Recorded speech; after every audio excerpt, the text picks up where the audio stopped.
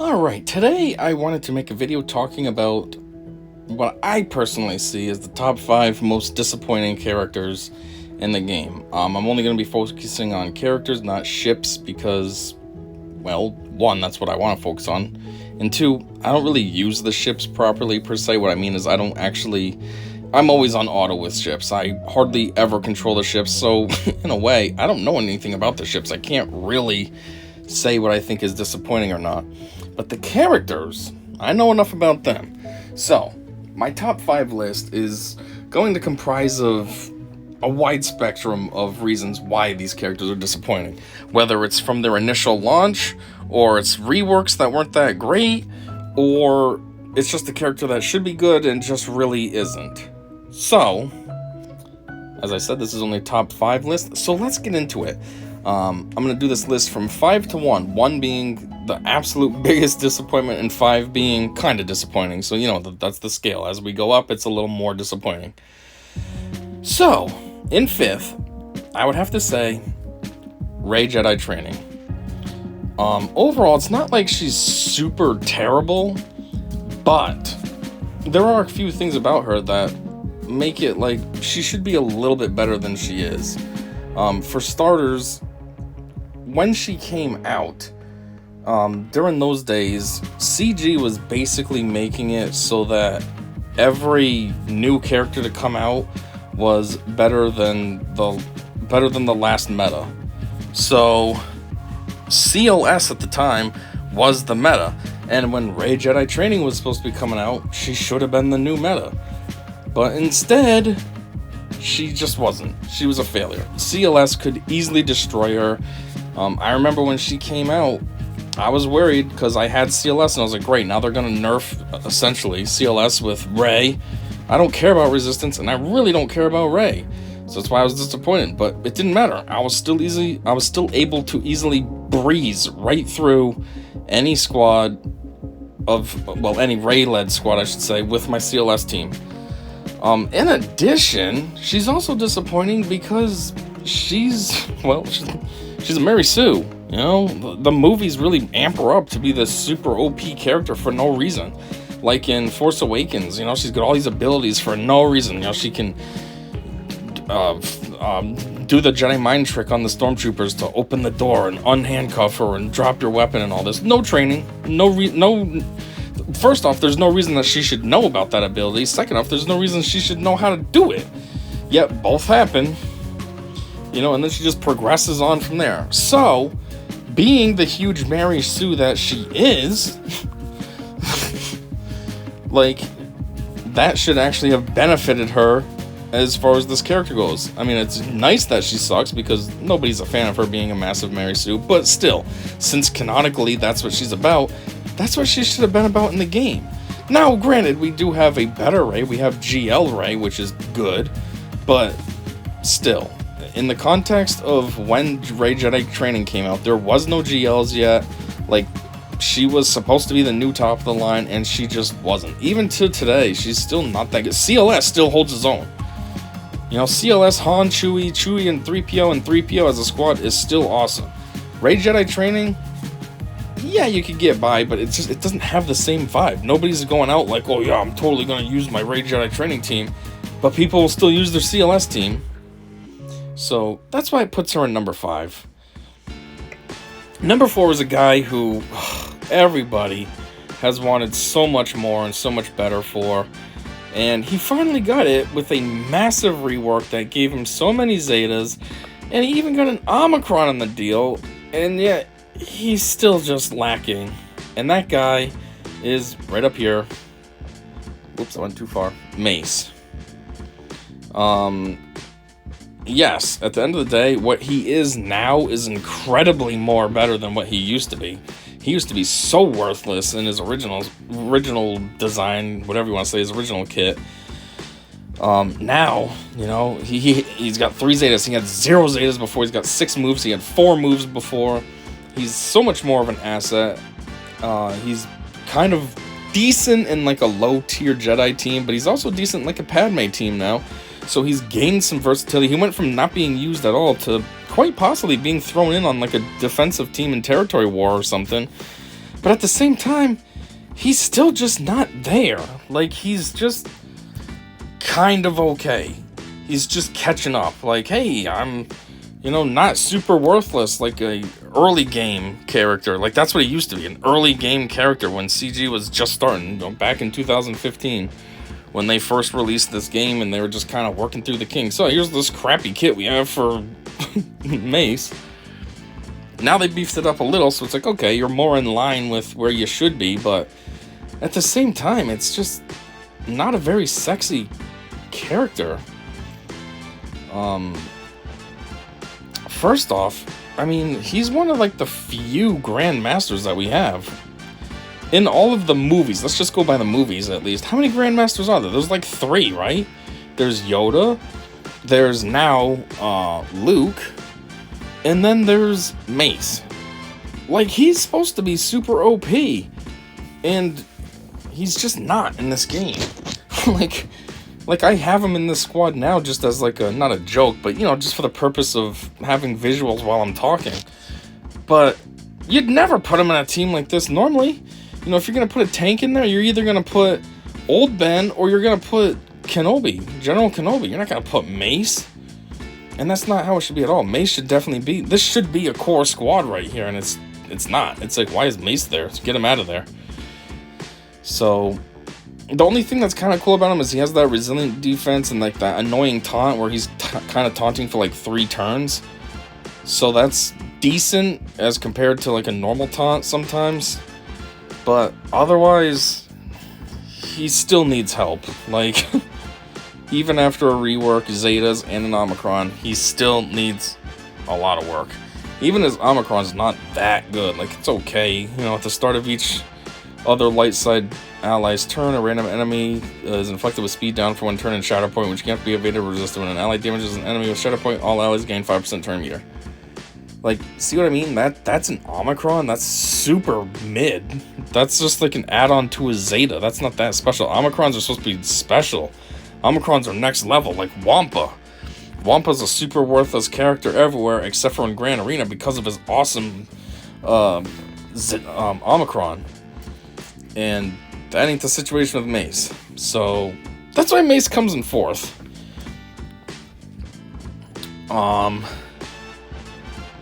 Actually, rethinking things, I forgot. Mace should have been in 3rd. My bad.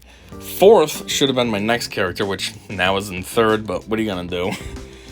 It's gonna be Django. Django might be a funny choice because he's not, like, super terrible, and he has a lot of versatility. You can put him as a bounty hunter, a Mandalorian, a scoundrel, a separatist. He also is versatile in the sense of he works great as either a leader or like just a support character on any of these squads. Line him up with a scoundrel squad. I mean, that's what his leader's all about. Scoundrel allies.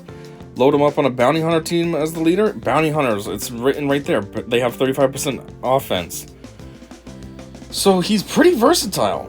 But the thing that I think makes him kind of disappointing is that I don't know, I just feel like he should be a lot better than he is. When we first see him, like, this is Django. Yeah, so when we first see Django, we see him in episode, 2? And we see him going toe-to-toe, almost winning, versus, geez, I want to say Ewan McGregor. What's his name? Obi-Wan. Jedi Knight Obi. We see him going toe-to-toe with, and like, he almost wins.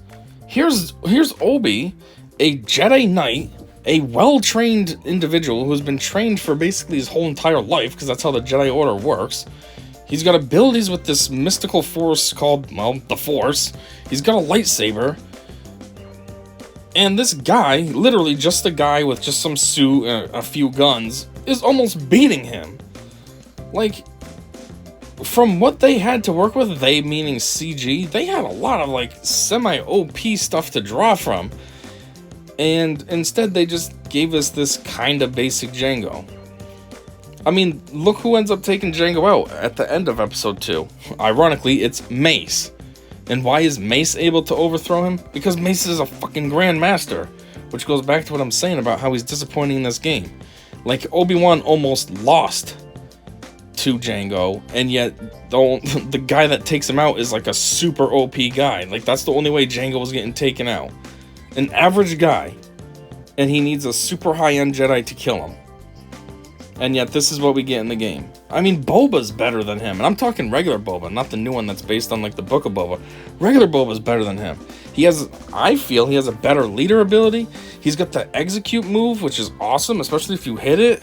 You know, you're killing your opponent, and then you regain the Mandalorian thing that allows him to revive. You know, whatever that's called, the Mandalorian's resolve. Django don't have that. Yeah, Django's got that decent move where he launches like a rocket out of his chute, and it does do heavy damage. But I don't know, somebody that can go up toe to toe against a Jedi Knight, not a Padawan, but a Jedi Knight, someone who, you know, has a high reputation in the lore of Star Wars in general, and you can almost beat him. He should be a lot better in this game. And this is the only Django we have as well. So it'd be one thing if we had more Djangos, like maybe this is like a version of him that's supposed to be more inexperienced, and now we have like a GL Django or something. Okay. No, this is it.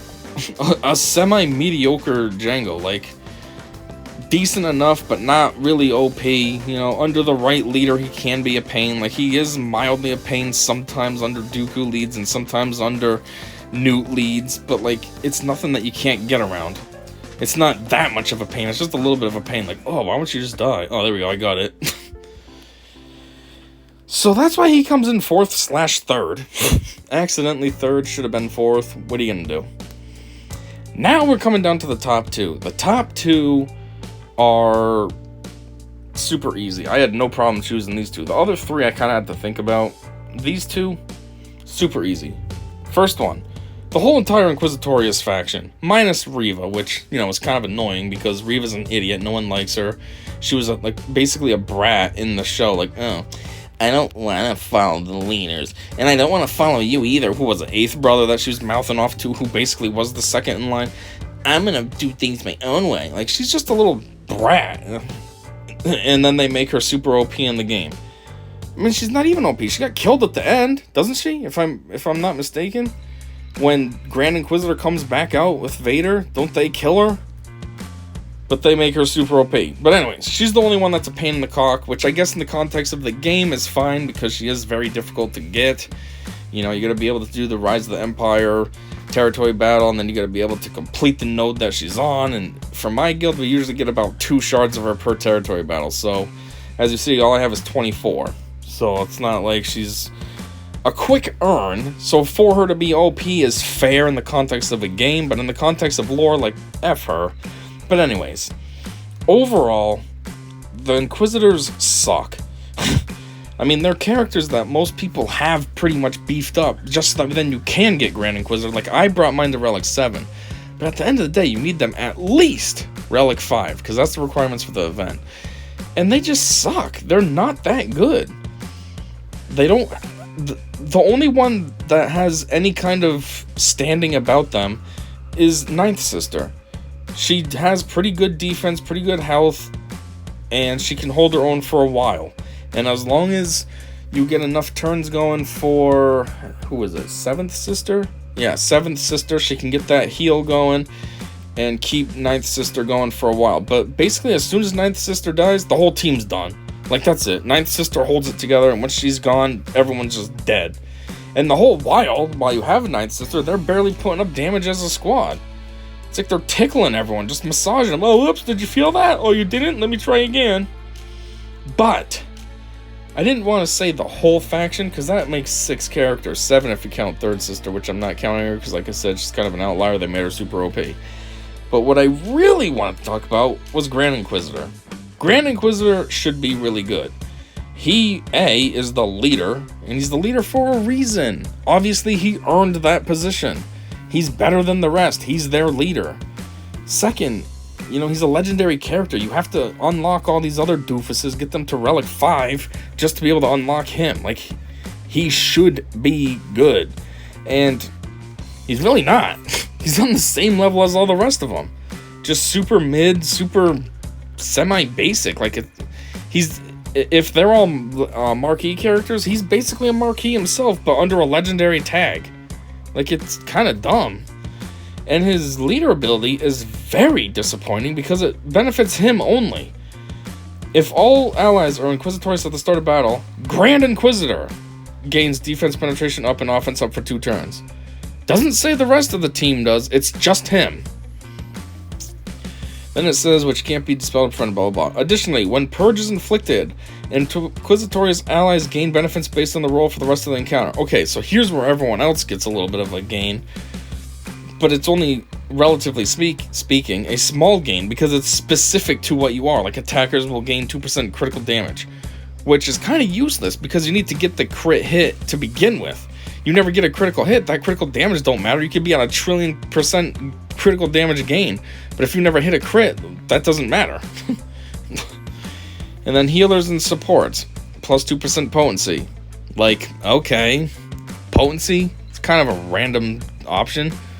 I mean, I guess that means you're going to land purges a little better. I don't know. And then tanks, plus 2% defense. That's maybe the only one that really matters, because then that would be Ninth Sister.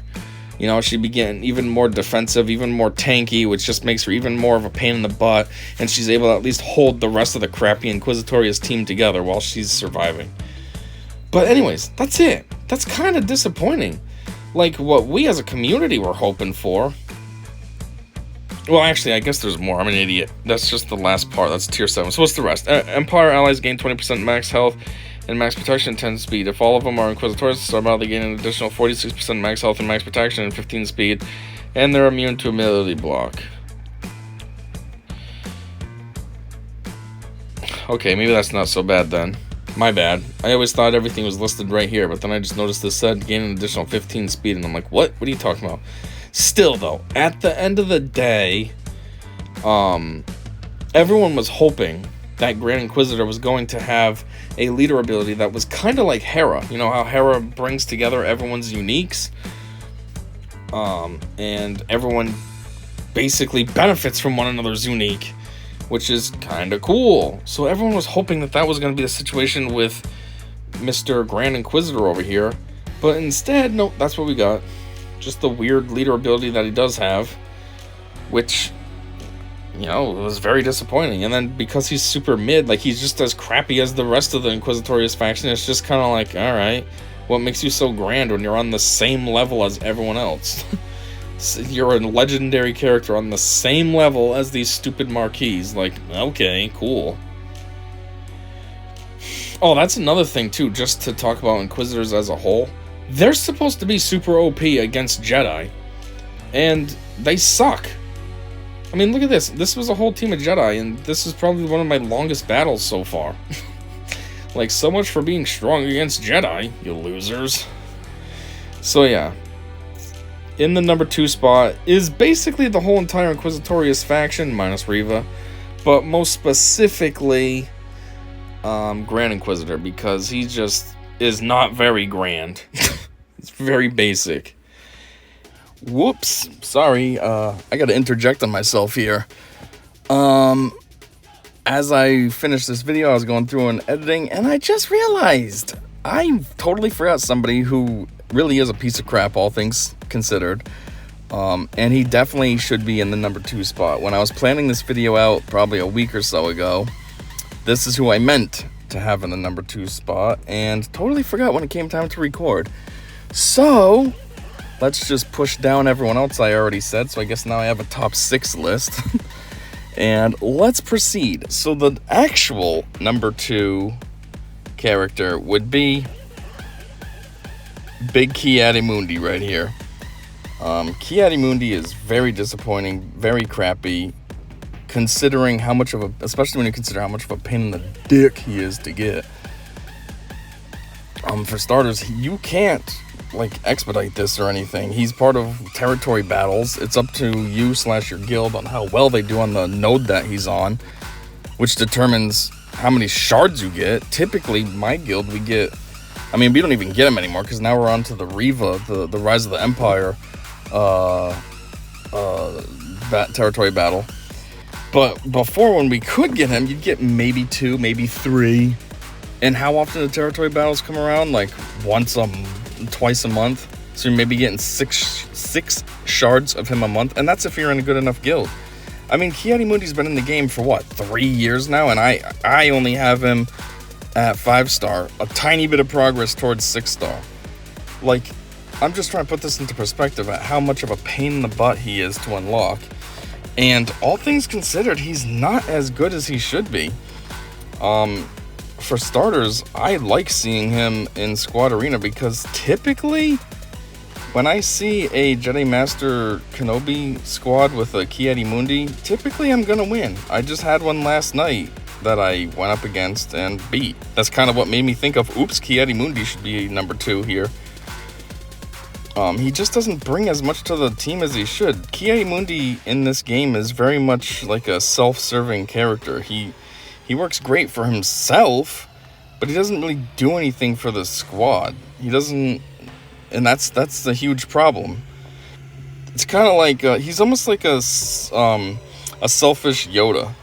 You know, like Yoda isn't the best character offensively and all that, but at least he helps out your squad massively, and that's where he gains lots of benefit. He gives a ton of foresight, offense up.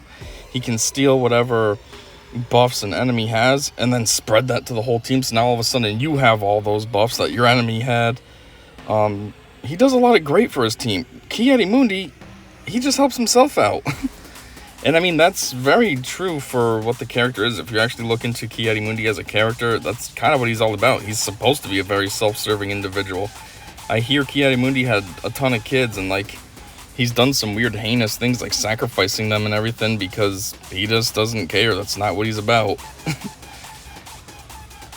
But yeah, see, like, he switches from one stance to another, but it gives him benefit. It doesn't do anything for the squad.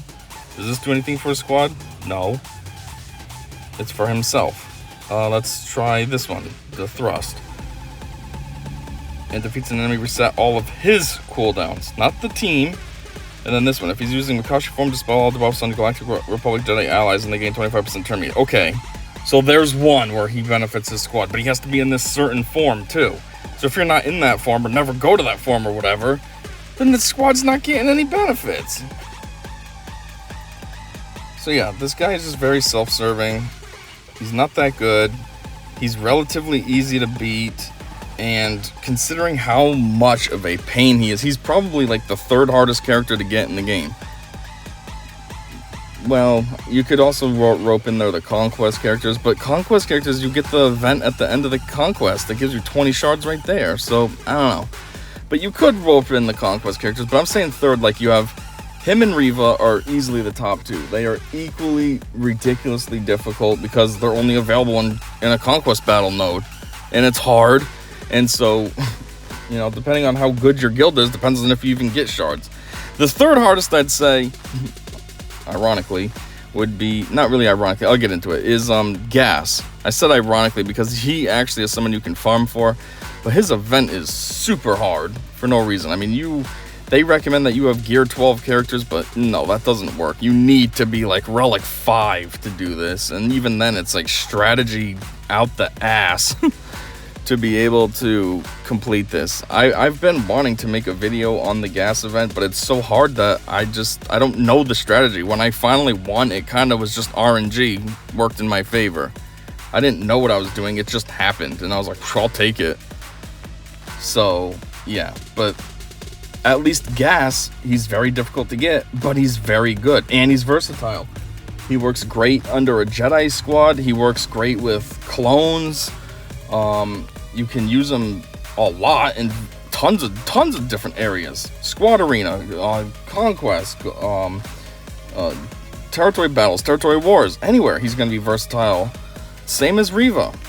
Inquisitors kind of suck, but Reva is pretty decent. She's an obnoxious tank, she's hard to get around, and as such, you could use her in a lot of places. I've seen in Squad Arena that there's squads that are led by Reva that are high up in the rankings. I don't know if there's any in there now, but there used to be. Just want to take a look. Of course, it's going to take an hour to load. There we go. Let's see. Any Reva squads? Reva. No Reva. Yeah, so it doesn't look like there's any Revas in the top 50, but that doesn't even matter because people still are putting Reva in their Lord Vader squads. Like, that's how decent she is, that you want her in these teams. Like, let's see this guy. He probably has a Reva. Nope. Yeah, there it is. See, Reva and Grand Inquisitor. So see, she's valuable. Where you're not going to see a Ki-Adi-Mundi here. Exactly, because he's not valuable. Like I said, Ki-Adi-Mundi, when he's on one of these squads, it's very easy to beat the squad. I wish I could find one so then I could show you. No, typically I win. Like 8 out of 10 battles, I win when they have Ki-Adi-Mundi. Because it's basically like starting with a 4-man team. Then Cat comes along, kills one, now you're down to 3. Yeah, Ki-Adi-Mundi's there, but he doesn't count. So, yeah, Ki-Adi-Mundi's definitely number 2. And the only reason he's number 2 as the most disappointing character is because the number 1 character is leaps and bounds way more disappointing, way more trash, and yeah. Which, I don't remember what my transition was at that time, so we'll be getting to that right now. And then, coming in at number 1, I would think anybody that sees this video that's a long-term player, you already know who I'm gonna pick, because everybody hates him. He is a trash character, and he should be super awesome, but he's not. And that character is this mother effer right here. Sith Eternal Emperor. This guy... There's so much about him that he should be ridiculously awesome. First off, it's Papa Palp. Come on. Papa Palp has a reputation of being, like, just super OP. He fooled everyone when he became the Chancellor, and then, you know, he reveals himself to be this mega Sith Lord, and then he's ruling the galaxy, and creating the Empire, crushing everything, the Galactic Republic. He had the clones turn on the Jedi to wipe them out, to eliminate any kind of resistance he might have. He's a super master manipulator. You know, he's worked his way up. Out of all these GLs, he's probably the only true galactic legend in this bunch. You know what I mean? I mean, geez, he killed Plagueis, even, who was able to basically create life and heal himself and everything. Like, super OP, and this character is just garbage. For starters, I've probably gone up against C in Squad Arena at least 200 times. This was before, when my only character, my only GL I should say, was SLKR. And out of those 200 times, I probably have only lost maybe 4 times. 3 of which were misplays. I could have won and I just screwed up. And then 1, which was, they actually had a good C. And that's why I lost. Their C was modded right and everything, which probably took a lot of work to get it there. Because the other 196 I easily defeated, you know. But yeah, so there's that. Second, he takes absolutely forever to get his, what's it called? His ultimate charged up. I mean, that's kind of the whole point of a GL. That takes him to the next level, is their ultimate. And this guy, he barely ever hits his ultimate.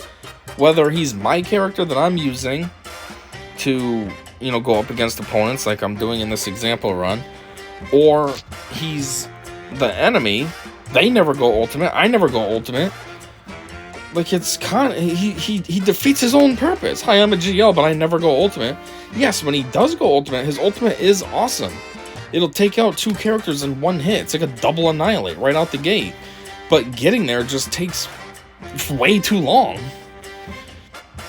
Another thing that's absolutely horrible about him as a GL is, typically, more often than not, you don't want him in the leader slot. And that's not how you should feel about a GL. You should want your GL leading your squad. That's kind of the whole point. They're a super OP character with super OP abilities, including their leader ability. You want them in the leader slot. But if you have C, you don't want him in the leader slot because he's garbage. Like, more often than not, he's actually better as a support character. I feel like a perfect case in point on this is one of the tiers for the Proving Grounds event. You want C in your squad, but you just want him as a support character. You want to use Treya as the lead and him next to her. Well, being the GO, You should want him in the leader slot, but it doesn't work. You put him in the leader slot, y'all lose. That doesn't make any sense. That's stupid. So yeah, C is just, he's very, very disappointing. Also, I mean, I guess this is kind of the whole shtick, but if a properly modded and Omicroned Savage Press goes up against a C team, he can almost solo it. Okay, again, yes, he has an Omicron that's designed to make them better and all that, so it's kind of, I guess you could say, fair game that he would be able to win. But still, going up against a full team, a full Sith team with C in it, a GL, should not be that easy. And he can almost win. I've seen it. He did end up losing. C pulled through at the last, basically literally the last minute. But it still came super close. The Savage Omicron character wiped out all the characters around C and got C almost to the point where he died. I think the only reason the C in that example won was because when he did his basic ability or something like that, he was able to get a stun. Does this allow stuns? I don't know. He got a stun somehow. Maybe he was already ultimate, so I don't know if that adds stuns on the basic. But anyways, I think he got a stun or a shock or something, and so it allowed C to go 2 times in a row. If that didn't happen, then the Maul would have the Savage would have took a turn and would have won. And again, that's just like, how does a Savage solo a whole entire GL squad? I get it, like I said, it's Omicron, so Omicrons are designed to make the character more OP, but still, I don't think that would work against any other GL, but of course it does versus C, Mr. Suck over here. So anyways, yeah, the other thing that makes him terrible too is he sucks this much, and he's a G mother effing L. GLs are supposed to be super OP, and here he is just struggling away. I mean, he barely counts as a GL. He's like a GL just because he is by default. You know, like, oh, well, we put that tag up there that says Galactic Legend, so I guess he is. Does he act like one? No, but I guess he is. You know what I mean? It's like a prodigy kid who's 12 years old, but he's a senior in high school. I mean, I guess you're a high schooler. You don't really look like it, but I guess. Maybe that's not a good example, actually, because that prodigy kid would be really smart, and that's why he's a senior when he's only 12, versus C, who's an idiot. But yeah, terrible character. I wouldn't say I regret that I farmed him, because at least his requirements are kind of cool. You know, I do have a decent amount of Sith that are beefed up now. I like Sith more than Jedi, so, you know, it gave me a reason to work on some, but just, he sucks. Worst GL, and just probably one of the most disappointing characters in this game. Quite possibly the even worst part is he doesn't even have a lifter unit. He needs a lifter, by far. They gave a lifter to, Kenobi. Well, where's this idiot's lifter? He needs one. He sucks. Anyway, so that's kind of my top 5 characters that suck, or I should say are just disappointing. I did have 2 that were kind of honorable mentions. They're honorable mentions because I don't personally have them, but I've heard a lot of crap about them. So, the first one would be, oh yeah, that's right, I don't have him, would be Lord Vader. Obviously I don't have him. I've never used him as such, and usually when I go up against him, like in Grand Squad Arena, ooh, I'm getting dry. But anyways, usually when I go up against him, like in Squad Arena, it's kind of like a 75% chance I'm gonna lose when I'm using this squad right here. So I mean, personally, I can't say that he sucks because my experience isn't so much so. But I have heard quite a bit from the community, and most notably Arnold T101, that Lord Vader's just very disappointing. I think Arnold even makes a joke and calls him like Lord Suck or something like that. First off, the gripe is that he's so terrible that he needs a lifter. He's basically like C, how C needs a lifter to be decent. But I guess Lord Vader is on a even worse level. Like, he really needs Maul. Without Maul in the squad, he's completely useless. Like, C sucks, but at least C can still try to be viable. He doesn't even have a lifter, so he has to try to be viable on his own. Where Lord Vader needs Maul. Without Maul, he's just absolute trash, apparently.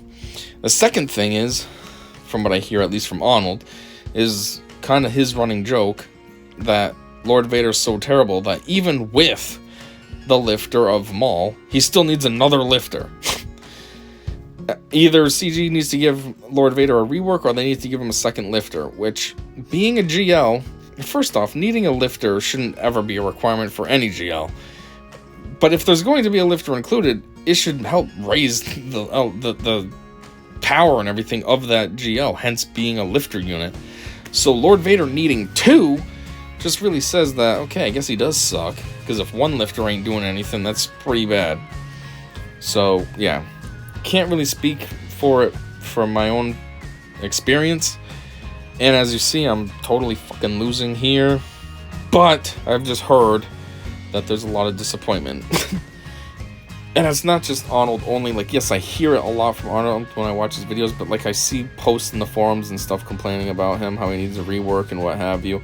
It's kind of a common consensus that people are disappointed with Lord Vader. See, I mean, he didn't even lose anybody. So from what I'm used to, it's like, okay, this sucks. A character that I can't fucking beat sucks. Alright. But that's just what I hear. The second honorable mention, I also don't have, but I do feel a little bit more valid in talking about this. And it is... What the heck am I on? It's a ship. It is the Leviathan. The way that CG has talked about this in the kit reveals and stuff, it made it sound like this was going to be like some super OP ship. Way better than the Profundity and the Executor. And I guess in the game, it's kind of just trash. Again, this is what I heard from Arnold T101. He has a video where he's talking to AP Gains, and he's talking about how much the Leviathan is such a disappointment. It's disappointing because A, the ship itself just sucks, and B, the very steep requirements just make it feel that much worse. Like, you need 2 Conquest characters and 2 Relic 9 characters. That's a lot of work just to meet the requirements, just so that then you can unlock a piece of junk.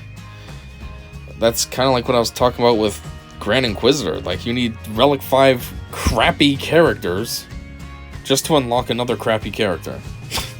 It's just disappointing. So that's what I hear. For now, the Leviathan is not as good as you think it is based on the kit reveal. It's a piece of crap. And yeah, those steep requirements are just not helping. They're just adding to it. Like, hey, this ship is no good in the game, and I just went through all this to get it. Anyways, I say that I feel a little more valid in my thoughts on this ship because there was actually a post about it. So that means there's a lot of people complaining. There's enough people complaining about this ship being terrible that CG's actually taking note. And that is something to kind of talk about, because CG likes to not listen to us. So if they're actually listening to us, then that means there really is a problem. But anyways, it says here, I'll look at this original post just to see what that's about, but this one says, hey Holotable Heroes, based on Leviathan's matchups with Chimera and Profundity, the team has investigated and has found potential locations. We'll be adjusting to bring Leviathan more in line with our core vision of how the ship should interact with other capital ships. Once we've settled on the changes, we'll make another post describing those adjustments. So basically it sounds like the Chimera and the Profundity are being able to get like legs up on this ship and beat it, which really wasn't supposed to be the case. The way that they talked about it in the kit reveal and stuff was that the Leviathan was supposed to be super OP and nothing was beating it besides another Leviathan, basically. And here they are, Profundity and Chimera, like, hey, what's up? I just beat you. But according to this update that they provided, it does seem like they do want this ship to be super OP, so they will work on it.